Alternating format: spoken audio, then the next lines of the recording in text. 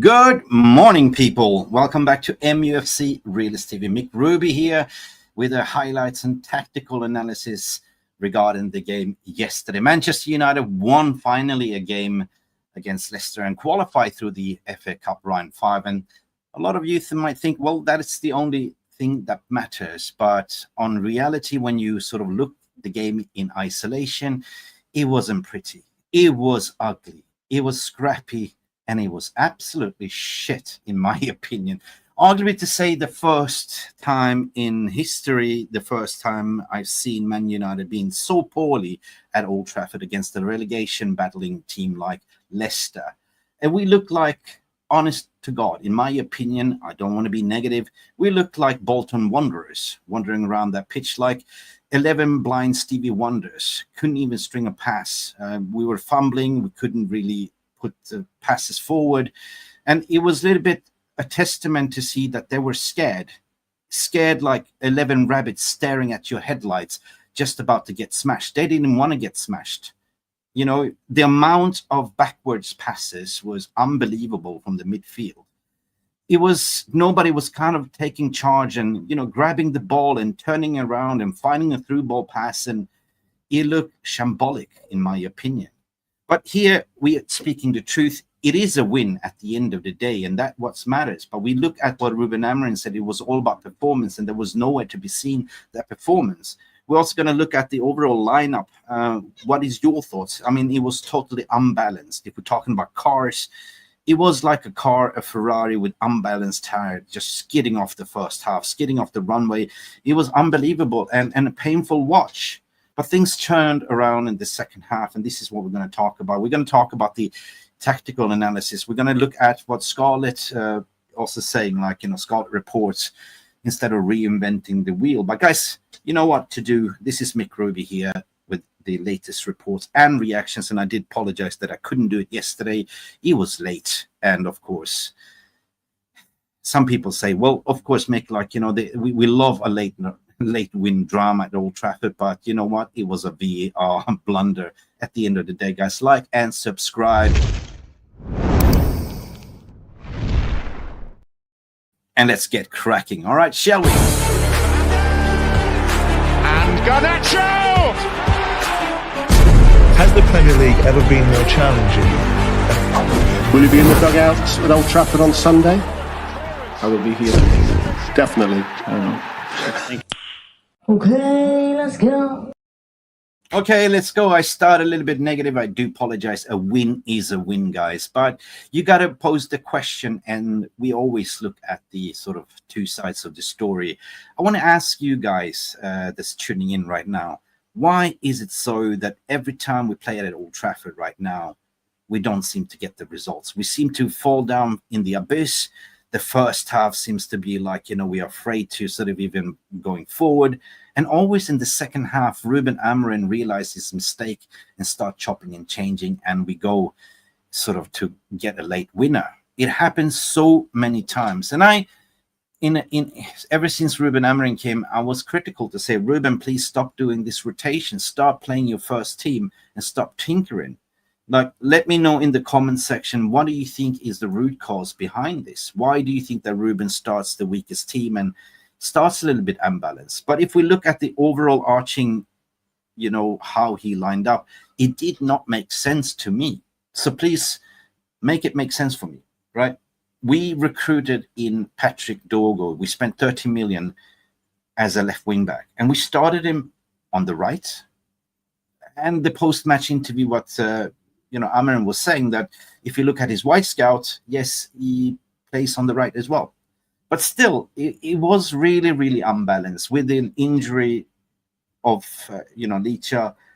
Instead of playing Lenny Euro, which we usually play, on that position, left-sided centre-back, we start with Mazraoui. You see what I'm getting at? Mazraoui, all of a sudden, that is a right-sided centre-back, starts playing on the left. Lenny Euro was shifted out to the right. And Patrick Dorgo, which was made his debut, normally we recruited him to play on the left, but he was thrown in to the right. And Diego Dalot, let's not talk about Diego Dalot, right? Come on. All of a sudden we have, a right footer playing on the left side and a left footer playing on the right side. Doesn't really make sense, right? Manuel Ugarte and Bruno was expected to be in that pivot. Amad Diallo to the right, perfect, but Amad Diallo is also a left footer, and Kobe Mainoo as a number 10, and Rasmus Hojlund. I was instantly thinking, well, this is weird. Okay, this is weird. But I was hoping more to see this. Patrick Dorgo here, Dago Dalot here, Patrick Dorgo to be that sort of a driver, because we saw he had an abundance of pace and trickery. He did it right okay, actually, in the first half. I thought that Patrick Dorgo will be that catalyst that will service Rasmus Hojlund, but lo and behold, Rasmus Hojlund did not get one single pass, right? So we ended up just being like bobbing around in the first half, trying to sort of figure out, hey, what is my role here? Like, we looked lost. We looked like 10 rabbits staring at the headlight, and against the relegation form Leicester, who had Ndidi back. So it was simply not good enough. It was a shit show to watch in the first half. It was a car crash. As said, it was like Bolton, Bolton Wanderers. We looked like Stevie Wonders wandering around the pitch and didn't have a clue. We didn't go forward. We struggled. All what we did was park the bus, and we came into the deadlock, right? They were doing the same thing, in my opinion. But I want to hear from you guys. What do you think? At the end of the day, a win is a win, in my opinion, and you should always look at the results. But when you look at the overarching performance, you get a little bit worried.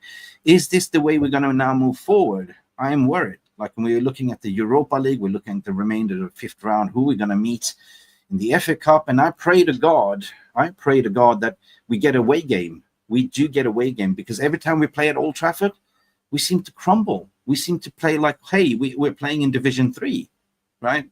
So make it make sense. I want to hear from you in the comments. Why is it so that every time lately when we play at Old Trafford, players just crumble? Players are too afraid. And you can hear after 30 minutes, the crowd was moaning and applying pressure. In the second half, the crowd was rightfully so singing, attack, attack, attack.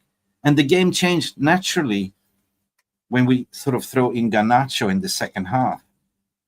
But it didn't make sense. Why would you put in Garnacho in the second half and take out Patrick Dorgo? I was expecting, make the shift, make it balanced, right? Switch Dalot over to the right, Patrick Dorgo to the left, throw in Garnacho on top, sub out Kobe Mainoo. But no, he took out Patrick Dorgo, right? And put in Garnacho. But instantly that mood changed, because all of a sudden Garnacho came in and got the man of the match because he showed bravery.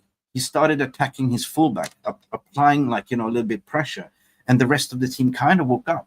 Like, all it needs is an instigator, a fire starter, to show, to wake up the team, to actually change the game, and that was Garnacho, in my opinion. So thank God we didn't take any bids in the January window. But I want to hear from you guys. What are you thinking? What is your thoughts and feelings, and how do you feel today? Is it a win, or is it just papering over the cracks, in your opinion? Let's dive right into the comment section. How are you feeling? We have David Porter. Good morning from Chile, St. Helens. Good morning, David Porter. I watched the match last night, only the second one I have seen this season. At times, it was really painful, but there were some good aspects in the second half. And that's why I'm saying, it was more of a second half FC, David. And there's 3 points that I want to make here, and I want answers for you. First and foremost, I've been calling it out for at least a month and a half. Ruben Amorim, you got to stop this, tinkering. You got to stop this second half FC. Start your best team from minute 1 and start playing players in the right positions. So that is my opinion why we are struggling at the moment. We tend to concede a goal in the first half by playing unbalanced team. And then we panic in the second half and we throw in the kitchen sink. And all of a sudden we have a balanced team and we're playing like we're being possessed and trying to catch up the game and get late winners. Sometimes worked, sometimes not. Number 2 is also, why are we crumbling at Old Trafford? Is it too heavy for the players' mentality? We are also seeing the January window that we are a little bit paper-thin squad. And Ruben Amorim said it in his press conference that it was his choice because he wanted to work with the lesser team or an optimized squad and players that he can mold in and that believe in his system. But are we that thick as players in IQ that we don't really understand what the hell we are doing? As what I said, we are like 11 Stevie Wonders on the pitch looking for the ball, too scared too scared. Stephanie Griffith in the house saying good morning to you. Good morning, VR rooms. Good morning also to you, Dino. How you doing? We have Stephanie, good morning. We didn't sell Garnacho, only him, Ahmad, and Xerxes can run with the ball. Bruno and Maino were very, very poor. Yes, true, but this also coming down to how you set up the team, right? Bruno playing more sort of pragmatic worked, but in the second half, yes.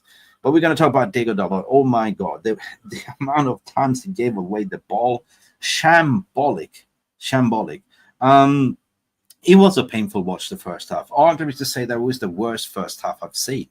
Even my public league Sunday team could perform better like that. Like, you know, even if I put in my grandmother who hops on one leg can perform a performance like that. It was backwards passes. And what I said, nobody would take accountability to actually do something with the ball. We didn't do like overloads in the midfield. We didn't even put through balls. And when we tried, we fumbled the ball away. Like, it was shambolic. And we saw Ruben Amorim multiple times going to the iPad, going up to the staff and looking, what's going on here? What's going on? Well, Ruben, you did this. Your team selection did this because it's clear and obvious it was unbalanced, right? It was unbalanced. And that's my point. That is my point. So we have David Portis continue to say the last thing we need was to do two inverted wing backs. Is stifles the width with the end. We need 100%, mate. And that is my point. What was the point of recruiting Patrick Dogo, pay 13 million for him as a left wing back and throw him in the right? And in the post-match interview, come out to say, well, have you seen White Scout? Yeah, he can actually play on the right. Yeah, but it comes down to you need to drop Diego Dalot. Why are you force-feeding Diego Dalot? Everyone that watched Diego Dalot knows that he can't play on the left. The best of Diego Dalot if you're playing to the right. So instantly, I was expecting in the second half to shift a little bit the balance. Even if we do look at the overall lineup, right, it was really a bit weird because Lenny Euro to the right centre back, Mazarawi, the usually plays on the right, plays on the left. You understand my point. So at the back wheels on your Ferrari, instantly you have unbalanced tires. In the middle with the engine revving, also unbalanced. We're not firing. And that means that we can't even service the striker and Rasmus Hojlund. We have 0 shots on target in the first half. If you know, you know. So we got to look at from the critical aspect and not sugarcoat that, yes, it was a win, Mick. It was a win. Yeah, 100%. I'm happy. But I want to sort of criticize the overall performance, right? Because this is not good enough. Yeah. Of course, we lost the last game at Old Trafford. We played away in Europe. We played amazing teams like Arsenal and we got the best out of them, but there was away games, guys, away games. So again, I'm asking the question, why? Why at Old Trafford are we crumbling? Is it that the mentality of the players we are too afraid to take accountability and make mistakes? Well, football is about risk. You got to take risk. Now, even Bruno Fernandes doesn't do any risk-taking anymore.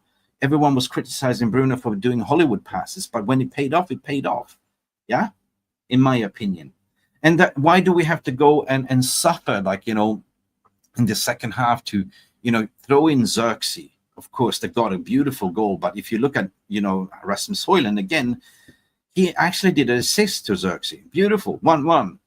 But then we have to sort of go to the sort of extra time and Fergie time. And Amorim was saying it wasn't, you know, no, it was actually Van Nistelrooy said it wasn't Fergie time, it was VAR time. And he was absolutely right because there wasn't no VAR.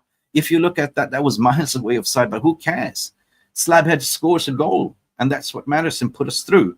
But I certainly believe if the game would have gone to extra time, Man United would have won the game 100% because they looked knackered, right? They took out the key players, Ndidi, Patson Daka. They looked toothless all of a sudden up front. Yeah, but this Koulibaly looked great, at least, you know, the centre-back that they brought in from a cheap. I think they paid £3 million for him, 100%. Let's continue to the comments as well. Stephanie Griffith is saying, Dogo looked very good, best player in the abysmal first half, but Defo played out of position. 100%, it looked very sharp, like, you know. And I've been telling you guys, I've been doing a lot of scouting on Patrick Dogo ever since he played in the Danish, you know, Allsvenskan League as well. He is lightning fast. And I know he can play in the midfield. I know he can play on the right, but his best position is on the left wing side. He's a more of attacking ability. He's really good defensively as well. But I would like to see him for the next time. I understand, get him some minutes. I do understand, but at the end of the day, we can't We can't just go there because we've been crying out to get a left wing back for 18 months and just get a left wing back and play him on the right. That was a little bit weird. Make it make sense, people. Thomas Sweden is all the way from Sweden. Everything is according to Glazer's master plan. Mediocre players trying to play football. It is what it is, mate. Yeah. I'm tired of covering this, but it is a little bit alarming concern. And obviously, we are building a team from the scratch. Like we are recruiting players, unknown entities, under the age bracket of 24 and younger. And obviously, we do have some gems from the academy that's going to be integrated. And no wonder if we're going to challenge for the league, that I've been saying that, like, Omar Barada was not stupid when he came out and made a statement that we are looking to challenge for the league in 2028. So it's going to take 3 years to get up to speed. And a lot of Man United fans don't have patience, including myself. This season is a write-off in terms of Premier League. It is. So what do we have to lose? Now you have more time to practice, integrate more youngsters into the team, and just do it as a long pre-season, because once you come to the summer, the pre-season is short. A lot of these senior players go on holiday. They go in Dubai, Seychelles Islands, Maldives, just to chill and relax. So treat this as a pre-season, Ruben, right? 100%. You got rid of, toxic players that was sort of being a little bit obstacle and player power in the dressing room. Rashford, Anthony was not good enough, 100%. You got rid of Malacia. He was best buddies with Rashford. But I don't want to talk about that now. We're turning the page right now, and we look at how many games is left. We're going to go in the Europa League with this thin squad. You got to find a formula right here, right now, Ruben. And as I said, start your best 11 from minute 1, and don't play players out of position. That is my opinion. Let me go to the comment sections. The problem is simple. We played with wingbacks on the wrong sides. Both were cutting in insides of the running down the line and used the width. We cut inside and became too narrow, 100%, mate. But things changed when Garnacho came in, because he was allowed to hold the width. And Garnacho showed the rest of the team why he got the man of the match. He took on his fullback. He was fearless. And that kind of woke the players up, right? Because the first half, for me, just write it off, it was shambolic. It was, what am I watching? Like, it was to watch like the reserves play. Yeah? No through balls, no overlaps, nothing.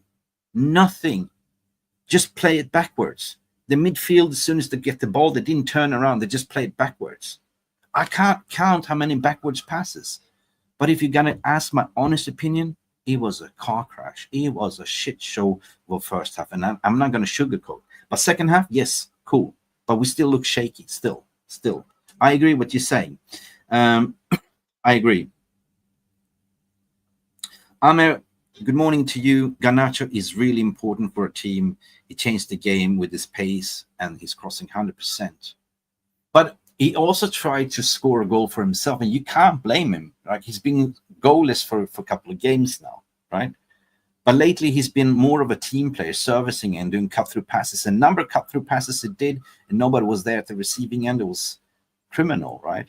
And there was one instance where he could actually square it into Rasmus Hojlund, because Rasmus were actually free, screaming at the ball, but he did the shot instead. He sprayed it wide left of the goalkeeper's post. That was the only thing that I thought he could have done better. But you can't blame him, because he wanted to score. He wanted to finish the game as well. Amir is also saying a win, but we just need to improve. 100% the performance is what it is, man. It is what it is. Listen, guys, without further ado, I was thinking to do a tactical preview. Our friend of the channel, Mr. Scarlet Report, just released a video. And with his permission, we're going to play it and analyze, because I agree what he's saying. Instead of me doing exactly the same video, what he did, let's just bring him to the stage. Leicester won. The Red Devils are through to the next round in the FA Cup. What happened in this tactical clash between Ruben Amorim and Ruud van Nistelrooy? Without any further ado, let's analyze. All right, so let's get started with this tactical analysis video by starting with the build-up phase. Manchester United, of course, used Ruben Amorim's favored 3-2 formation in the build-up. Of course, it's pretty well documented on this channel why I'm not a big fan of that shape. The few moments where we could actually penetrate the opposition was whenever we could involve Bruno Fernandes in his capacity as a deep line playmaker who was able to play passes into the wide areas. But even then, we get the ball wide, but there wasn't much penetration from Dorgu and Amad Diallo, for example, here on the right-hand side. But quite a lot, we had to rely on players who were outside of that 3-2 formation, most notably Diogo Dalot, who is not very good, okay? And yeah, this is classic. Diogo Dalot, not very good. Remember this moment, guys. Remember this pass. Oh my God. That's why you should never play him on the right. On the left, sorry. Let's continue. So here in the sequence, for example, okay, now he's looking good. But then all of a sudden, he doesn't look. Okay, a no-look pass. A Stevie Wonder blinder. Look, it's a hot bird sitting in there waving. Diogo, hello. Oh my God. Good job, Diogo. But of course, to no one. And Diogo, we need to talk. I hate We need to talk, Diogo. I agree with you, Scott. being mean on this channel. But bro, I gotta talk to you, okay? The greats, the Ronaldinhos, the Messis, the Zidanes, they can do it because, yeah, I mean, you turn an already successful pass into a humiliation of the opponents, aka, guys, I can put it off with my eyes closed, right? Yeah, true. Yeah, I love this comment. But you, Diogo, you need to look. Look with binoculars. Look with X-ray vision. Look with the Hubble Space Telescope. I mean, I guess there was a hot bird like flashing his tits like on the Stretford and like, hey, Doggo. And it's like, and did a blinder. I mean, that's the only logical explanation. Or he was trying to sort of cover the pass. But yeah, as you said, you're not Ronaldinho, mate. You are not. You have to use all the help you can get, Diogo. And so, of course, Diogo Dalot was not successful many times. That was not the only time. Every time he would get the ball into these wide areas, he would just cut inside and then just play speculative long ball into no one. And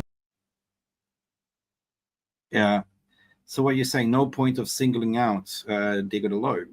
We are not. We're just looking at the overall unshaped balance. What went wrong? Like, you could say it's good, it's bad. Manchester United 2, we had to rely on players who were... And so here in this sequence, for example, he doesn't look. Okay, a no-look pass. Good job, Diogo. But of course, to no one. And Diogo, we need to talk. I hate being mean. It's not about being mean, my friend. It's been looking at the overall style, the overall play, and the intelligence of what are you thinking, right? Obviously, the 3-4-3 system relies on wide players doing the job and actually, looking up and finding passes. Yeah, you did a good job receiving the ball here, Diogo Dalot, but the internal pass, we've seen it so many times, leads to nothing. And it's straight into the opponent, which leads that they can press us on the counter. 100%. On this channel. But bro, I gotta talk to you, okay? The greats, the Ronaldinhos, the Messis, the Zidanes, they can do it because, yeah, I mean, you turn an already successful pass into a humiliation of the opponents, aka, guys, I can put it off with my eyes closed, right? But you, Diogo, you need to look. Look with binoculars. Look with X-ray vision. Look with the Hubble Space Telescope. You have to use all the help you can get, Diogo. And so, of course, Diogo Dalot was not successful many times. That was not the only time. Every time he would get the ball into these wide areas, he would just cut inside and then just play speculative long ball into no one. And yeah, that's true. I'm not going to have a pop, guys, but you know what I mean? Go check it out, the video. I'm not going to play the whole video. The link is in the description. So, I don't want to sort of steal anyone's creative work. I just want to sort of put this to the stage, right? Go check it out. Big up Scarlet Report as well. The link is in the description, our friend of the channel. I'm not going to have a pop, but I'm just going to show the weakest link and what it means in the way you're playing players out of position, right? I would say that this wouldn't happen if Diogo Dalot would play on the right-hand side, his natural side, yeah? But I want to hear from you, right? Because if you go and look the game in sequence, so many dead balls he played. And again, if you look at the 1-0 goal that scored, clearly analyze that you see that Diogo Dalot is ball watching again, right? What the defender should be doing, of course, Onana saved the ball with his foot, right? And he goes straight to the defender. There you should be the defender instead of the opponent in front, shielding your goalkeeper. But Harry Maguire was standing there, Degodalo was standing there, and just caught ball watching and let this incident happen. Yeah. So first and foremost, Onana did a great job saving the shot that came in, but the rebound was a defender. And you as a defender should always be in front of your opponent, not behind. You get my point. So I'm not specifically going in and criticizing. It's just looking at the overall performance. Again, I wouldn't say that never play Degodalo on the left-hand side, but Degodalo should play on the right-hand side. And we are linked to Giovanni Quenda in the summer window with a specific reason. Quenda is a monster on the right-hand side. And then if you do have the balance with Patrick Dorgo, another quick one on the left-hand side, that is your constellation. Degodalo in this system works as a pass sub player, a bench warmer that comes in, fringe play, in my opinion. But this season, I don't want to be the bearer of bad fruit, but I like to say that Degodalo had a very crap season this season. 100%.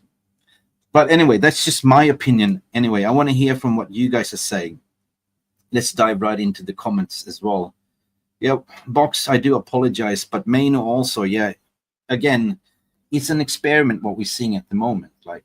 Maino wasn't that good either. But if you look at it, we didn't have much service going forward, right? It was a midfield battle, right? It was a scrappy battle because what happened in the 30th minute, Van Nistelrooy figured it out, He started playing more of a box playing style, starting to press us in, but they didn't have much going forward either. So it was a little bit of a, watching two retired boxers having a slugfest against each other.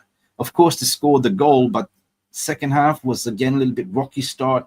But instantly, what I wanted to say is that we changed the balance, right? We changed the balance if we go into the second half. And this is what I wanted to see. Basically, Mazraoui went out to the right, to his natural position. Lene Yoro was shifted over to the left. So this, all of a sudden, we had balance, right? Degodalo stayed here. We replaced Kobe Maino with who? Garnacho, right? With Ghana. So we did that. Instantly, we had width and pace, right? And there was still a couple of, I didn't see Degodalo do any overlaps here whatsoever. Patrick Dorgo was replaced by who? Let me see. Who came in instead of Dorgo? I can't remember. But anyway, Amad Diallo started to play more of a right-sided left back. Who did we replace instead of Dorgo? Help me out, please. Yes, Xerxes came in. Yes, Xerxes. So instantly, Zerk. So instantly, the dynamics changed, guys. You have all of a sudden ballers. Xerxes was very good dropping out deep. Hojlund was playing more on top. And we all of a sudden played with two number 10s. But Xerxes was more dropping deep, linking up the play, being more technical. And all of a sudden, we have ballers on the pitch. That changed it a little bit. But Garnacho, for me, was the instigator. He was the fire starter that constantly was threatening the fullback, constant giving, cutback passes, trying to create. So I got to give credits at least for the second half, the way we kind of changed the game, right? In my opinion. But, so the exercise of this video is to look at the performance, Yes, we can criticize Ruben for setting up the team wrong. Yes, we've seen by witnessing that, the first half lineup didn't work. He rectified it in the second by shifting Lene Yoro to the left and Mazraoui to the right. All of a sudden, the back wheels of your car is now balanced, so we're not skidding anymore, right? Harry Maguire scored a beautiful header, and of course, Bruno Fernandes, what a vision. But if it wasn't for VAR, VAR wasn't there, that goal was miles away. Who cares? We won the game and we are through. So basically, everyone was onside Maguire's, except besides Maguire's big head. Yeah. Listen, I'm not going in on certain places. I'm just looking at concerning the overall performance, right? But listen, we've seen it so many times that we become better second half. But again, I want to hear from you. Again, I posed the question, why do you think that lately at Old Trafford that we have such a shocking performances? Why? And why do we play better away? Is it because the pressure of the lesser teams, or because of the crowd itself expectations? In the second half, you can clearly hear the faithful screaming, attack, attack, attack, demanding. Big up, Richie. How you doing? The linesman with the assist in the end. Yeah, 100%. We take that. Yes, Garnacho was the trigger. He was the fire starter. Richie, what you're saying here, both players made an impact, but then often both don't do as much as starters, 100%. Dorgo looked really good according to your opinions. Well, Dino, sharp, were very good for a debut. 100% it was a debut. But look, at the end of the day, Ruben likes to play players that, can play multiple positions. But they only criticize what most of us have. Like, we chased a left back or left wing back for 18 months. And when we finally pay for one, we all expected him to start as a left wing back. The shock of him starting at the right, but still doing great. Yeah, of course, that's got to be questioned, in my opinion. I would say that Xerxes, fantastic. He's starting to cook. He's starting to look good. He's starting to get comfortable in the shirt. Xerxes for me is a more of a deep playing midfielder, not a deep playing, but a deep playing number 10. He was rightful to say he's a 9.5, but he's not really a 9. For him to get the goal, and if you look at the first goal, it was actually assist from Rasmus Hojlund that did a back flick, and it kind of was a little bit deflection on a Leicester player, but Xerxes just a tap in. That's what we want to see. We want to see people in the box doing tap ins. So there's a lot of things to take away from the second half, and I would say in the game in isolation, second half is something that you can build on, in my opinion. You Wolps is saying Garnacho came on for Dorgo. Yes, 100% he did. Then we moved Ahmad to right wing back. Yes, we did. Xerxes came on for Ahmad. Yes, and Rashmainu comes in to say, boom. Rashi, long time no seen. Dallo, what you saying here? Dallo there's a number with Dorgo coming in on. It's obvious, but it's not always that. If we are rumored to get a Giovanni Quenda, that that's probably a deal that's been pre-negotiated in the January window for price, agreed price. That player is a Ruben Amorim player. If you watch Quenda, 17 years of age, bossing the right wing back situation, it's going to be mad, right? And then all of a sudden you move, Dorgo, which is also a attacking-minded speed merchant as well. Some people say, but he's really good. You move him to the left. But if you also look at who's going to play the number 2 fiddle, of course, we have Diego Leon that's also going to come in the summer. Then you look at, where does Dalot fit in? What about Dalot? Should we sell him? No, he can actually fit in as a fringe player. Well, I would say the Mazraoui belongs as a right-sided centre-back. That's what we've seen the best of Mazraoui. We try to push him up in the midfield. We try to play him as a wing-back. It doesn't work. Defensively, Mazraoui is super strong, in my opinion. But anyway, it is what it is. And we still have 19 games to play. I think it's 14 games to play in the Premier League. So play with what you got and just, keep going what you're doing, Ruben, right? You're suffering. I know we all fans are suffering. But the first half, God, that was a suffer, in my opinion. First time I really felt that, what are you doing, mate? What are you doing? But just glad to see that things were rectified at the end of the day. Right, Man Latata is in here. Very well said for goals for George. Yeah, 100%. Yeah, he was very anxious too. He's very David. You look at he looks nervous, right? And why wouldn't you, right? You come from a environment where you created a winning squad, a Sporting, right? You built a squad in your image where there was no divas, there was no player power. You even abolished the club favorite captain like you did against Rashford. And this is clear path what we're seeing here right now. Players are starting, players are not down tooling in, players are just out of position and confused. But I just hope that now with a little bit more training sessions where you single out certain players, we can see the best of it. Just forget about Premier League, right? Just forget about it. We can maximum finish eight, and that is an ask, right? But what I want to see is, of course, go as far as you can in the FA Cup, go as far as you can, even win Europa League, because that gives us a chance to play in Champions League. If you win FA Cup, we're back in Europa League. So beggars cannot be choosers. What would you take? Are we ready for Champions League football with the current squad? Everything depends on the overhaul in the summer, which arguably we're going to see. Like, we got players out of contract. Lindelof is going to be out. Ericsson out. Casemiro, we're going to try again to push him out of the door. Marcus Rashford, I don't believe he's going to ever come back and play for Man United. So that'd be a player that you can be sold. Garnacho, I think he stays. He's part of the future. If you look at the age profile, 21 years of age. Rasmus Hojlund can be developed 100%, but we need to get in a senior striker in there. And there is no smoke without fires. If we're going to raid Sporting Lisbon, I think it would be Gyökeres and Giovanni Quenda. If you have that constellation all of a sudden, with the proper preseason, Man United could look very potent. We have Haven sitting there on the bench as well. He's a ball-playing left-footed centre-back.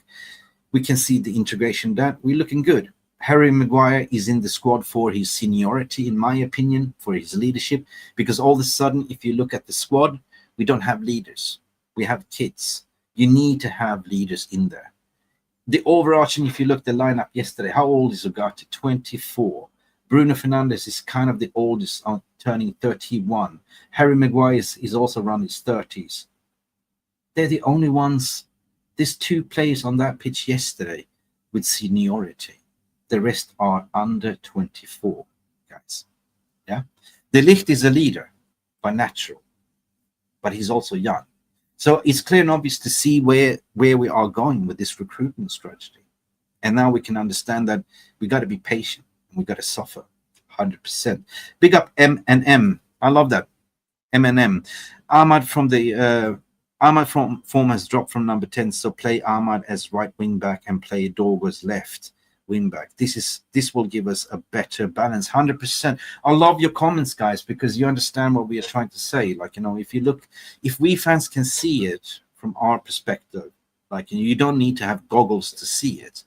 We do understand that Ruben is in an experimental stage. He even tried, to play, let's say, Kobe Mainoo as a number 9, and it didn't work. Kobe Mainoo should be played as, maybe as a number 10, right? But Amad Diallo is a left footer, 100%. So he can play what you're saying, as a right wing back, 100%.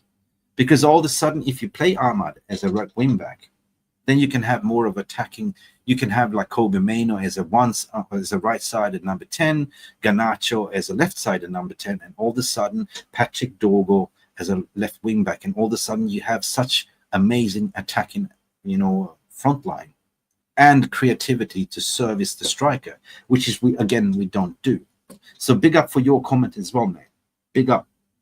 Let me dive into Jarle Malmin, what you're saying. And big up, Jarle. How are you feeling today? All the way from Norway. What's the weather like where you're sitting? We can only get Gyökeres if we are in the Europa next season, or we will have to sell someone first. Also, United won't spend until July 1st. Yeah, 100%, because that is the new financial year. So we are kind of weathering out the storm with the PSR right now. So the club got about 80 million to spend in the summer. Yeah, so it comes down to player sales as well. And I believe if you look what we are doing, I mentioned it's the Norwegian salmon farm. We are looking at the academy players to sell off players that are not going to make it into the first team. And that is pure profit, right? They become our pink salmon at the end of the day, the cash cow for how we can operate in the market. And 100%, I believe we're going to get money for Rashford. We're not going to sort of keep him. We're going to sell Rashford. And the summer window will be a little bit longer, much easier to navigate than the January window. January window is predominantly very, very hard to make business and very short. So I believe that we're going to sell Rashford 60 million quid potentially. That is going to be a pure profit. He's a homegrown talent. That means if you sell Rashford for 60 million quid, you can double that in the budget and what you can spend as well, Jarle. So it's going to be very interesting to see. There is some reports saying, I don't know what to believe, but our finances status with this current PSR is really, really dire. So you make a valid point that we will not spend until July 1st. But that doesn't mean that you can line up the deals pre-July 1st. So there's no smoke without fires that United has already sort of spoken to Quenda. They might have potentially lined up and sort of personal terms agreed. There was reports for 30 million quid or something. That's 30 million quid. Gurkha's 40 million. That's 70 million, mate. And there you go, right? There you go. And bring in some kids as well. Like, we don't have to spend that massively. Like, we know when we need to strengthen. And of course, the midfield needs to be strengthened as well. We need at least one more midfielder to replace Bruno Fernandes. Because let's face it, Bruno's not going to last for another 2 years, right? So, I don't know, man. Manuel Ugarte, for me, the warrior, 100%. Manuel Ugarte always receives yellow cards. I like that kind of mentality. David Porter is saying what you're saying here. You could argue that Amorim was anxious to play Dog on the right because he did that sort of thing at Sporting Lisbon. It's all about trusting. Like, you're learning the player, man. You can see it. Of course, you'll be anxious. This is your new recruit. You don't want to burn him out, so you play it safe. You gave him 45 minutes introduction. You took him out. You would never play him 90 minutes. So that kind of explains it, in my opinion, why you just let him to have a sniff 45 minutes and sort of introduce him more into the team, more training, and potentially for the next game, he will play on the left wing back, David. It's a big comment for you there. Manlud Tata saying, Mick, if we are criticizing Amorim, then it doesn't matter. It doesn't mean that we are Amorim out. No, I'm not. Never. Listen, man, I'm not Amorim. I love Ruben Amorim. I did a short to say, if you haven't seen that short, I said, Amorim, don't ever doubt yourself. Keep doing what you do. Do what you do. You will get it, right? Even Sir Alex Ferguson walked down from Aberdeen, plays one in our third season as well. But he kept sticking to his guns. We got a manager that believes in himself, that knows that he can get the best out of this team. A manager that was frustrated in the press conference to say that, hey, I'm frustrated and disappointed that even Ten Hag and Van Nistelrooy got the best out of this team. But listen, we are now changing 3-4-3 system. And what I'm saying, keep doing what you're doing. You're actually exposing the players that not belong in this club. Charlatans. We need players that can run through brick walls, athletes. And this place will be gone in the summer. So keep doing what you're doing, Ruben. And you said it yourself. You knew it when you took this job. It's going to be a storm. We're going to be suffering. And that's what we're doing right now. I'm willing to suffer, and I'm willing to judge Ruben after the summer window because this is not his players. I love him because he speaks the truth. I mean, back the tape. Have you ever seen such a charismatic manager that tells you the truth? Exactly speaks his heart. It makes sense. So instantly, I just love this man. But on the other hand, football is a result business. And on the other hand, we know that he's backed by Ineos. So did Ineos just say, well, look, bugger this, Premier League, write it off? Just experiment.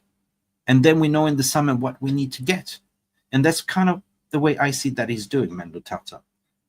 100%. Big up Rushmano as well coming in. Dalot is a pure profit as well. United has paid his transfer fees. 100%. There was links that in January, Rushmano, Real Madrid need a right back, right? But they are more likely to go for a free transfer for Trent Alexander-Arnold, right? But there were definitely links and interest in the service Dalot, right? Should we sell Dalot? Let me start a poll, guys. Let me start a poll. I want to hear your thoughts and feelings. Just going to end this poll. I hope you guys smash the like button, please. Let's get minimum 100 likes and let's start a poll. Let's start a poll. I want to hear from you. And I kind of have a feeling where it's going to go. Should we sell Dalot in the summer? Yes or no? Very simple, straightforward question. There's no open-ended. It's just like basically, should we sell Dalot in this summer? Yes or no? Get your votes in, as many votes as possible. Get engaged, guys, because this show is all about your opinions as well, guys. At the end of the day, me personally, if we don't have the money, I look at the academy as well. What do we have that can sort of, be a future? Yeah, I look at Dalot. He's still young. 100%. He was recruited in by Jose Mourinho to play more of a defensive style play. So he has to adapt to be more of a attacking wing back. He's still young. Remember, he's been around for ages, but he's still young. Will I sell him to generate money? Yeah, if push comes to shove, but that means if we sell him, then we need something better. And that could be Quenda, or it could be Quenda plus potentially a Frimpong, right? But on the flip side, if I flip the coin, we need backups as well. So could it be a fringe play? And the question is, would he accept to be a fringe player because he wants minutes at the same time? The passion is there for Dalot, 100%. He bleeds for the club. Yeah, he's a warrior the way it is, but he needs to sort of be more mental agility, sharper, stop doing ball watching, stop doing this Ronaldinho things. Just play it simple, Dalot. Play it simple. I don't know. Let me know what you think. I definitely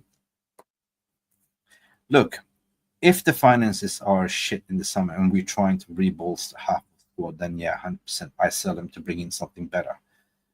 So I agree what you are saying here, Rushmano. I agree. Let me just dive into the comment as well. I'm so behind.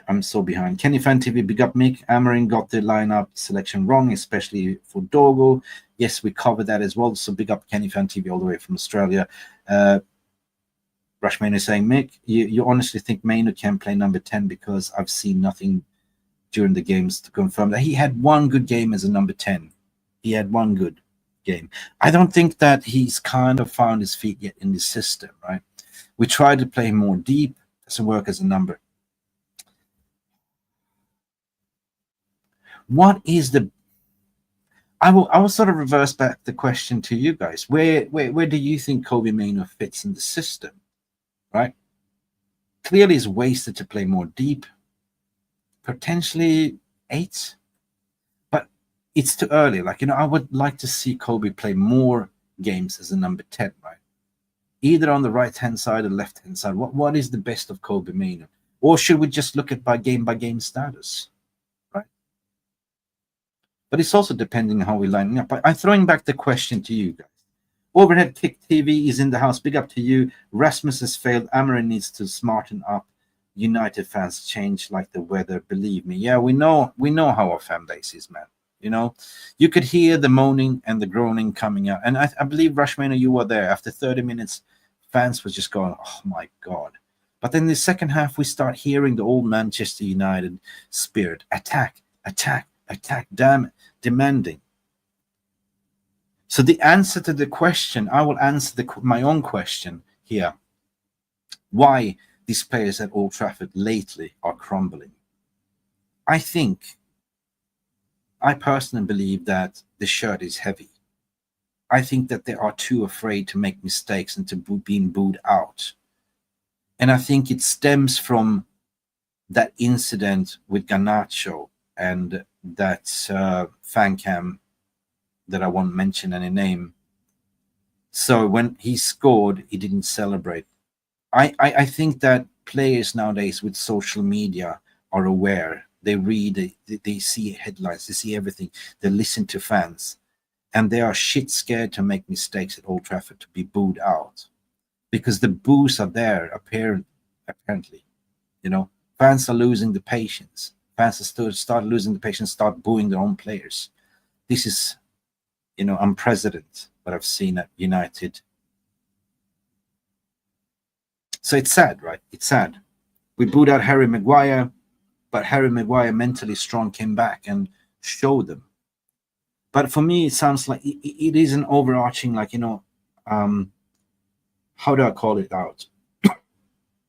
Afraid to lose, afraid to make a mistake. And when you're afraid to mistake, you revert back to what you know, safety. Receive the ball, get rid of the ball, play it backwards. I don't want to be targeted, right? But football for me is all about taking risks. Yeah?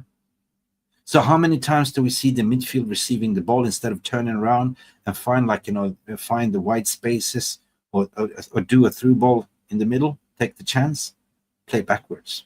It's all about possession, keeping the possession. Fine. But that's what we see. We don't create any opportunities. It becomes a little bit of a defense to midfield, midfield to defense to midfield, back to Onana. So we are stuck in first gear, and we don't seem to progress to the final third. And that is the overarching problem, if you analyze it.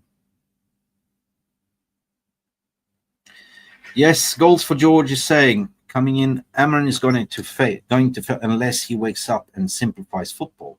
United fans are not sporting fans who have little experience in football.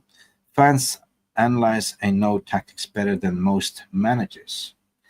Yes, I hear what you're saying, but at the end of the day, we are not the manager, or we are not the sporting director. We're not the technical directors. But yeah, I agree.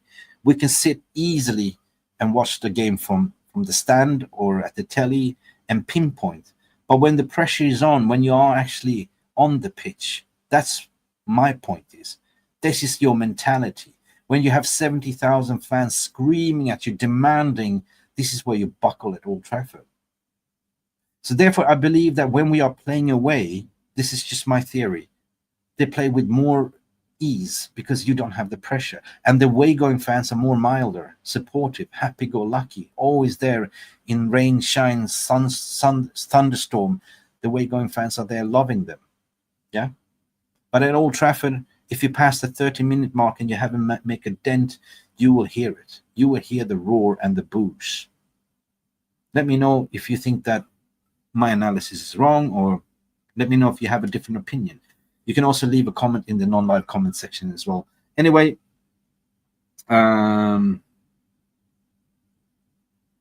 yes, I agree, y'all. Xerxes, when he came in, he did it all right. He's starting to look a player now, right? I know the fans were calling him out, and I was looking at, well, he's not good enough, but he's starting to understand what this is all about, right? When he gets the ball in his feet, it's glued to his feet, right? He is more of a link-up player and somebody that will arrive late in the box and do a tap-in, and he did that yesterday. So I'm happy, really happy.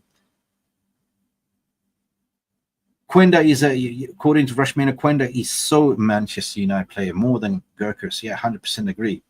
I just want to dive more into your comment section. Goals for George is saying Quenda is coming with the contradictory thing. What you're saying there, Quenda is not coming to United because we don't need him. Since Amorim left, he is playing as a left winger and he's happy to play there with a smile. Why would he want to go backwards and defend again? Well, it's all coming down to, listen, George, it's all speculative and everyone is entitled for opinions. But if you look at Quenda was actually, nurtured by Amorim. He brought him up. He brought in about, I think, 14 players from the academy and made him, the right wing back, his role. So now that Ruben is left, of course, Sporting is struggling a little bit. They're not doing so great. So of course they are experimenting right now.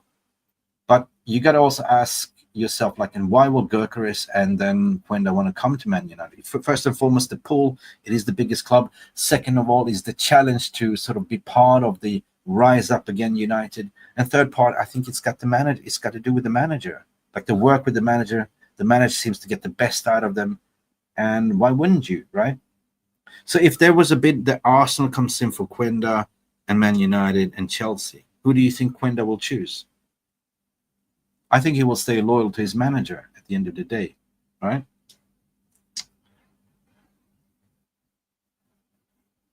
I got a valid question from Man Lutata. Mick, how many months do you want for Amorim to get to know the players? Right, Rob RVN got to know his players within a week. Ruben Nistelrooy. Yeah, but you know what? That is not a really correct statement, because Ruben Nistelrooy was there from the very first beginning pre-season as assistant coach. So when he took over the interim, he just took over the conductor stick. You know what I mean? So, yeah. But it is difficult even for Ruud that came in the in the middle of the season for Leicester as well. They've been struggling as well. Yeah. So, I mean, if I had a choice again, would I kept Ten Hag for the remaining of the season and then get Ruud, then get then get Amorim in. In retrospect, yes. Why? Has things changed for the better, what Ineos did? Because Ineos, obviously, they knew by changing to Ruben Amorim that required a total different type of player characteristics and a new shape. So they knew that. But they made it now or never. And they made it apparently the ultimatum. It's now or never, Ruben. He wanted to stay and come in the summer, but they said no. So the debacle of us then paying out Ten Hag and his staff and firing Dan Ashworth, and because I think that Dan Ashworth was opposing this in the middle of 9 games in. It's like, guys, what are you doing? Like, you realize that we are now changing the manager 9 games in the Premier League that requires a total different style of play. We're not going to challenge for the league. They basically say, you're not part of us. You're not thinking like we. Therefore, you're going to get fired. And we're going to put the blame on everything. That's exactly what I think that happened there. Because he was opposing to hire Ruben Amorim in the middle of the season. I don't see that he was against it. He was just saying, this doesn't make any sense. And it didn't. But at the end of the day, like, you can look at it from a double-edged sword, like, okay, well, this is the preseason that we want, and this is kind of leading up to the rebuild in the summer. Fine. So if they decided this way, we are suffering because we are not going to challenge for anything in the Premier League. But at least what we can do here for the remaining of the season, just treat it as a preseason, a long preseason. And then in the summer, just go and get the players that will fit and get rid of the players. And then we go next season already, all geared up. Everyone knows each other. That's my honest thoughts, man, Latata. You can't get more honest than this. And at the end of the day, it's my thought process. Let me see what you guys are saying. I'm just going to scroll down. I'm sorry if I missed anything. Do you think that Amorim favoritism with the Portuguese player? He ain't favorite. Is keeping. Of course, Casemiro is not. He's a Portuguese speaker, but he's Brazilian. He ain't playing him. I felt sorry for him. He subbed him in only to run on the pitch 15 seconds. And you're doing that to a serious winner. Yeah, I don't know, man. Listen, big up Mark, MUFC. Mark, how you doing, my friend? How he gets? Just go to check the stats. He doesn't create for anyone. He's only attacking passes. Ahmad made was Kobe many. Yeah. Mark, if you want to come in and have your say, man, just come in for the final minutes as well of the show. Listen, if you guys gonna come in, please welcome. This show is for everyone. How rude of me. Of course, I'm gonna invite you, and if you have a cup of coffee, make it, and we let's have a chat. Here we go. I'm pasting that in. There's the link. Let's hear from you guys. I want to sort of talk to somebody. Like, it's so boring sitting and yapping by myself. It's always easy if you can bounce with somebody. The link is in there. Like, thank you, Manu Tata. Well said. Thank you so much. I take that as a compliment. Goals for George. What you're saying. The only reason why players, why United is money. Dogo from 7k, 40k. Anthony from 20k to 20k. Sancho for 750ks. The 300ks, they came from a payday, just like a boxers accepting to fight Canelo. 100%. That is gone now. That is what I call it. The janitors are there to clean up. Guys, we have Mark in the house, but also we have gifted memberships coming in from Rushmania. Thank you, God. Thank you, Rushmania. God bless you. We have 10 gifted memberships. Before I introduce Mark to the stage, just let me read out who became a member as well. We have J United was gifted membership. Welcome to the family. Harj as well, Liam Grogan as well, Lou Bang, Despicable, Great One was also gifted. Big up, Great One. We had a great WhatsApp conversation yesterday. I hope you didn't take it personally as well. We have also Phyllis O'Dwyer as well. Ronald in the house was gifted, and Ivan Lore as well. Big up and massive thanks to Rushmane, a legend in the house. Legend. Give him his love hearts and roses as well for gifting the membership. Mark, good morning. Mark, are you there? He's on mute.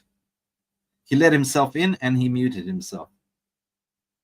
Shit, we have another 10 gifted memberships. We have 20 coming in as well. My God. Rushmano again coming in. That's 20 memberships. Mark, before I unmute yourself, I'm going to shout out Moha Afzal as well, Jason Palmer, Jonathan Peters, Twin Lannister, It's Roberts, Jared Rigo, Pyramid Scheme, Abhi Rai, Manik Singh, and Ridwan was gifted another 10 memberships from the legend Rushmano. Guys, you know Rushmano. Give him his love hearts and the roses. Massive thanks for Rushmano. You're a legend, guys. And while we're waiting for the hot chip challenge, are you there, Mark? Yeah, you're gonna get the hot chip challenges sometime this week, bro. Yeah, you've been widely criticized, Mark, and I've been. It's due date. Everyone knows I've been following. Everyone is been getting on Mark Nurse's challenge to do the hot chip challenge. The transfer window is open. I'm willing to join you if you send me a chip. And we're gonna see who's gonna cry first. Bro, I don't know if I go and cry first, but I don't think it'll be that bad. I just didn't have the time. Just started working recently in Germany, so it's like a little bit of a busy situation for me right now. Oh, wow. So, I want to see. I haven't been able to do any streams lately. I want to see you. I want to see you cry me a river. Worry, man. Yeah, how you doing? You'll see it. Big up Ridwan in the house. Yeah, Ridwan got the membership. Big up everyone. The legend here in this, the man of the match of the stream is absolutely Rushmano. Brilliant legend. Thank As you usual. Big up to Rushmano. I don't know, Mick. I watched over that game this morning and I was a little bit disappointed. You know what I mean? Like, I watch the games 2-3 times sometimes because I don't watch much things other than football, to be fair. I watch other stuff, but not as much. And I just noticed that, people might say I'm crazy, but, we struggling to score goals.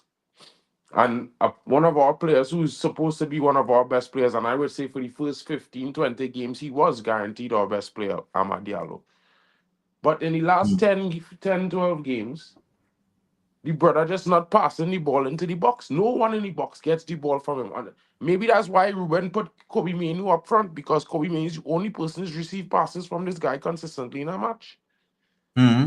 Hojlund, Bruno. Garnacho tried. He did cut back passes, but nobody was there. Garnacho, but we was just killing Garnacho for the last couple of games, talking about he don't pass, he not good, he don't fit the system, all this. And this is the guy that coming on and bringing us in, bringing the energy in the team and helping us win games. It's just ridiculous. I think we need to be able to call out players, whether or not you feel Ahmad is the best player or not. Brother, in my honest opinion, the last 10 games he's been a shadow of himself. Maybe that happens. Maybe it's too. Yeah, but the last the thing 10 is, minutes is just a highlight of the only time he just come alive in games now. In the last 15, 10 minutes, it's ridiculous. Before we continue on the rampage calling, I always look at the why. That is the most important question. Why, right? Because lately, what you're looking at this team, he's been the one carrying this team. He's been the one that everyone expects to score, right? That burden needs to be. We have a striker for that. We have a striker who plays in the center. And you have and then you have a frustrating striker that is absolutely getting. And the 36 of 40 passes, you're talking about is back passes that has been made, because he has not been making any passes into the box. Go and check the attacking passes; they all come from the middle or the left. And realistically, we complain about Hojlund, but we could get Gyökeres in the summer. And next season, he will get the same, passes from the right side. It's like Dorgu yesterday. Dorgu made several overlaps. It had 3 times if he had gotten the ball, he was in on goal. And every time the ball went backwards from Ahmad. So what's the point? You're answering my question, what I was seeking from the beginning of the stream. Because I said it, I looked at the game in isolation and I say, why is the midfield playing it backwards? I can't count how many backwards passes, but they were too afraid to turn around and do like a through ball or find the wingers or find Hojlund's feet. But instead, they received the ball, hot potato, and just played backwards to Onana. Or it was like midfield to Maguire, Maguire to the midfield, back to Onana. The first half was just like this, right? So that kind of leads up to why we're not progressing the ball in the final third. Well, there's your answer. The midfields, everyone needs to be a little bit braver, but players are afraid to get slaughtered and taking risks, right? So they're just playing it very safe and just as soon as I get the ball, I don't want to have accountability, get rid of the ball. It shouldn't be like that. Yeah, but the thing is, Mick, is that when you use the player that everybody hyping as it player right now, you don't have to worry about making mispasses because you're not getting no criticism. Hojlund, we could criticize Hojlund hold up playing in the middle of the field, which is in midfield. But the field is in three sections: the defensive third, the control third, and the attacking third. If Hojlund, imagine when Garnacho came in the game, Hojlund received his third pass into the box for the entire 90 minutes, right? Now we're talking. Third. Because and hear this, right? The touch he made came off the defender who tried to save it, the goalkeeper who tried to save it, and then he tapped it in. That was the third pass Hojlund received in the box. The other two came from Bruno, right? And the 1-1 goal is actually a back flick from Hojlund. Yep. So I look at it like this. Imagine giving this guy some more passes into the box. Stop complaining about the passes that he does not receive in the box. Because when he receives passes in midfield, that doesn't do anything in the box. Because what that says. This leads up to my quest number 2, which I asked for in the stream, is the second half when the balance was shifted all of a sudden. You shifted Lenny Euro to the left. You put Mazarawi to the right. You put in a Garnacho, and all of a sudden the balance shifted. You put in a Xerxes. Okay, we became a different balanced team with more of attacking prowess. Yeah, but Garnacho, in my opinion, at many instances challenged and took the game by the scruff of the neck, showed bravery, and that kind of sort of smeared off of the rest of the team. Let's try, right? But the number of cut-through passes he did, and nobody was there. It was just like, what are we doing here, right? And of course, you got to understand that he hasn't scored a goal, and the decision making instead of when you pull the trigger, instead of playing it to open Hojlund, that was frustrating and screaming, "Why didn't you pass me the ball?" He could have done that. But the kind of gives you the how things change, and Ahmad changed as well. Because the balance shifted, so all of a sudden Ahmad became better with Garnacho coming in. The team became better and more creative with Xerxes came in as well. So that is your best team. That is your balance mark, in my opinion. And that leads up to. I don't agree there. I disagree. Yeah, no. Let me just finish. Yesterday, yeah, and I think a lot of players had poor games yesterday. Yeah, but Ahmad became to win that game. Ahmad became better where we went to the right wing back in the second half. The team looked more balanced. Okay, that's my opinion. But this lands me to the third point, and I've been heavily criticizing. You know me. I was kind of the first one to see this, to say, Ruben Amorim, I do respect you need to rotate, and I do understand you experimenting, but this has to stop at Old Trafford, right? Why are you going out with this weakest team, concede a goal, and in the second half you actually get the balance right? I mean, the honeymoon period is over. You need to understand that at Old Trafford you should start your best team, the most balanced team, right? That's why you're getting the moaning and the groaning from the match-going fans. And that is my answer to the whole video, what we're making, right?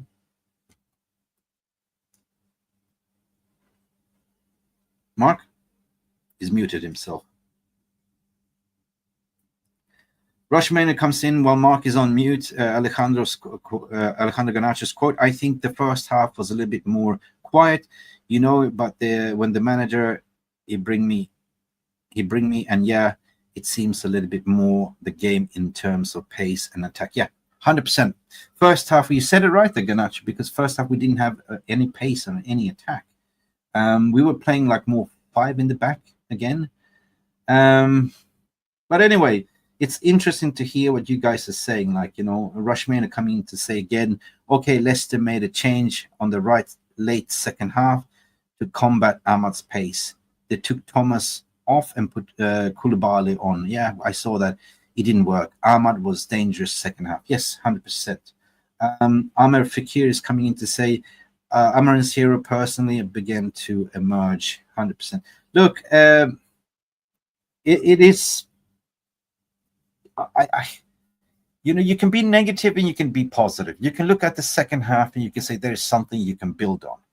We always look at solutions rather than problems. First half for me was a problem. We deciphered, in my opinion, why I believe so. Mark agrees to disagree. That's fine. But I arguably say that as soon as Garnacho came in, we shifted the balance. As soon as we brought in Xerxes, we started to play more with tempo and intent. But I want to see that from minute one. Start playing this team lineup from now on. Don't wait to the second half. And this is my only critique of Ruben Amorim. I think he's doubting himself, right? He's anxious. And when you start doubting yourself, you start making these small mistakes.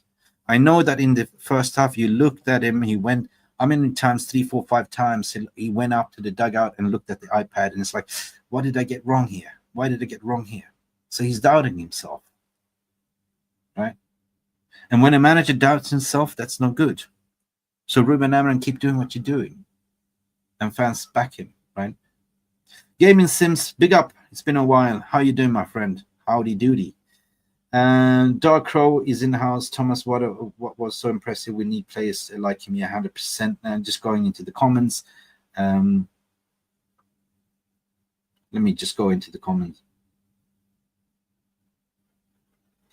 What about Pogba? Bringing Pogba to the squad? Nah, I just don't know, man. Great talent. And I agree. What a waste Pogba was, right? Great talent, but we didn't really build a team around Pogba, right? We had Mario Fellaini, the Dutch microphone, and we had an aging Matic, no legs Matic. We had no midfielder around him. And then we had Juan Mata, and Pogba was the only one expected to do magic. The only thing that I don't like is the ping pong match, the yo-yo back and forward, Juventus, Man United, Juventus, Juventus to Man United, Man United, Juventus. So yeah, man, he hasn't played the game for 2 years. Bring back Pogba goes against the principle what Ruben Amorim is trying to do. We are trying to sort of to abolish the player FC. So nah, I wouldn't do that. But he's potentially just get him in just to train and get fit. Yeah. I don't know.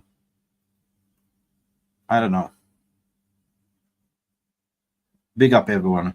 Positives, what you're saying here. Ahmad, Garnacho, Xerxes, Maguire. Negatives, we lack quality ball passing and nervous play. Yeah, you sum it up. Big time.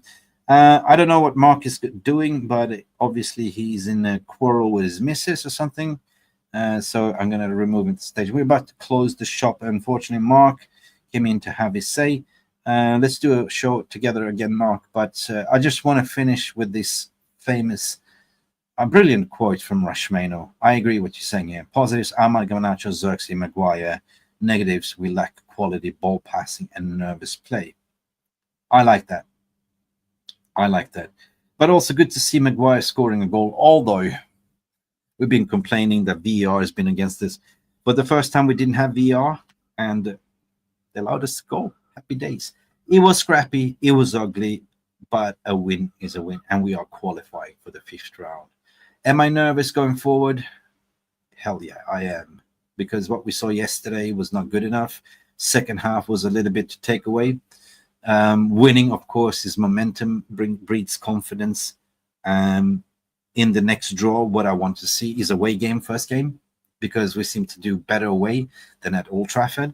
So hopefully we get an away game draw. And I want to see not an easy fixture. Like we seem to struggle against the lesser teams, but we seem to turn up and play our best football when we play the top 6 sides. So I want to see that. Bringing on the challenge. Anyway, big up. Listen, thank you, Rashmano, for your 20 gifted membership. Rob Taff, Lionman was the man of the match at the end of the day. I'm just going to go and close off the poll as well so I don't forget.